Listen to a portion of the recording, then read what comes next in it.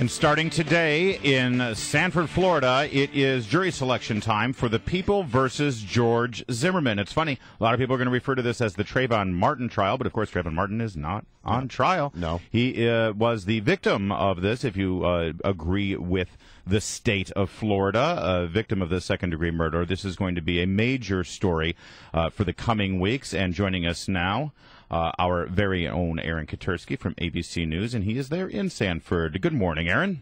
Larry, Brian, good morning, guys. Jury selection begins a short time from now. Hundreds of potential jurors are going to be questioned about their views on race, on the police, on guns, on the media, for a trial that's expected to last up to 2 months, as prosecutors allege George Zimmerman committed second-degree murder when he shot and killed Trayvon Martin 16 months ago in a community here in Sanford, touching off civil rights rallies around the country after Zimmerman was not arrested at the outset. It took several weeks and a high-level push by his family and civil rights leaders to get him arrested, now charged with second-degree murder.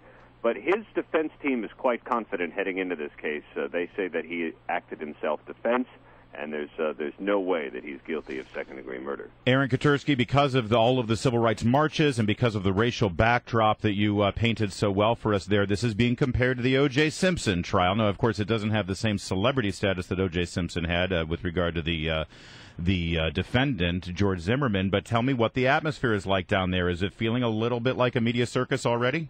Well, sure. There are special procedures in place to deal with everybody that wants to view the case. But also, I think the city is back on edge a bit. The protests subsided, but the tension never really did.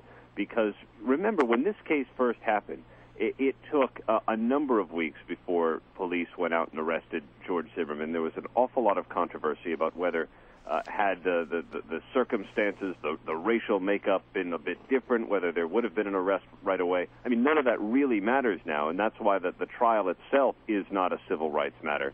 But its outcome could very well be seen as such, and that's why there are special arrangements for protesters here near the courthouse, special security arrangements. Remember, George Zimmerman had come and gone from court several times in a bulletproof vest, although he no longer does that.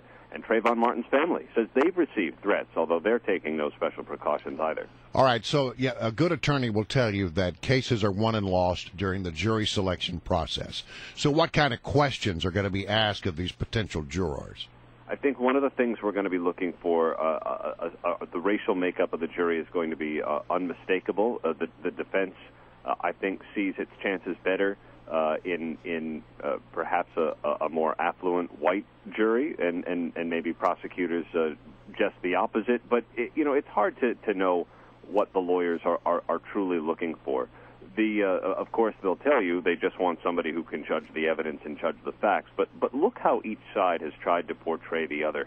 Prosecutors have painted a picture of Trayvon Martin as an innocent kid who was profiled by a neighborhood watchman who was a bit too eager, taking his responsibilities too seriously, and somebody who acted with depraved indifference in shooting and killing Trayvon Martin. And the defense, using evidence that's largely inadmissible once trial starts, has tried to portray Trayvon Martin as a thug, a pot-smoking, violence-obsessed teen who was hardly the picture of innocence that prosecutors say. One of the things, though, about that is that a lot of that stuff was ruled inadmissible at the start, but it's not impossible for that to come in if the right circumstances take place during the trial. Very limited, very limited in scope. Some of the cell phone images and some of the text messages that the defense is seeking to introduce. But for all intents and purposes, it's already out there ahead of jury selection, and that may have been the intention. And Trayvon Martin's family has told us that they think that the defense has tried to poison the well ahead of these potential jurors being brought to court today. Aaron Katersky is our guest. Of course, he's an ABC News correspondent, and he is in Sanford, Florida right now covering day one of the George Zimmerman trial. And it seems to me that a key piece of evidence, in fact, probably the key piece of evidence, is this 911 call. What are you hearing people talking about with regard to that call, and what's going to be the focus? It's the 911 call where in the background you hear someone screaming for help, and voice analysts, including ones that we've approached for their expertise, say it's really inconclusive. You know, each side has their own expert who's beneficial to them. Whether any of it is ultimately allowed into testimony is still unclear. The judge has yet to make a ruling, and a hearing on that is going to continue even after jury selection gets underway and before the trial begins. But that's a key piece of evidence, because there is a 90-second mystery between the time we last hear Trayvon Martin speaking to his girlfriend Dee Dee on the telephone and from the time the gunshots ring out. In that 90 seconds, what happened, who was the aggressor, and who was on the ground screaming for help? That's where this trial rises and falls. And unfortunately, voice experts say you just can't tell. What about security in the town?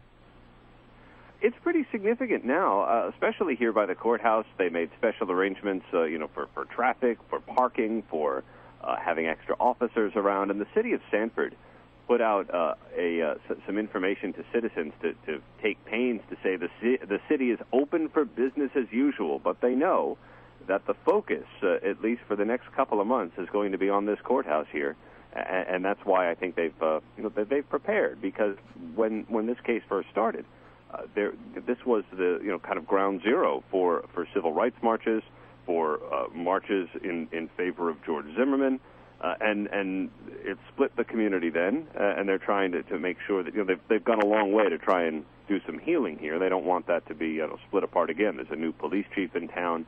They've taken pains to make outreach to different communities.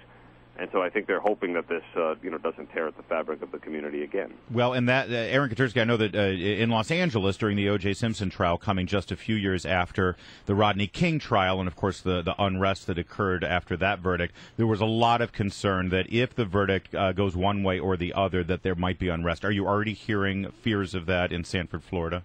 Not so much outward fear, but a lot of calls for calm regardless of what the verdict is. And we heard that from Trayvon Martin's mom, from the family's attorney, from everyone involved. There's a front-page newspaper column in the Orlando Sentinel this morning that said Sanford needs cooler heads to keep prevailing. So the city's done a lot of work. Great. Well, listen, we are going to watch this story. We're glad you're there for ABC News, Aaron Katersky, to watch it as well in Sanford, Florida. We look forward to your reports. Thanks, guys. Thanks,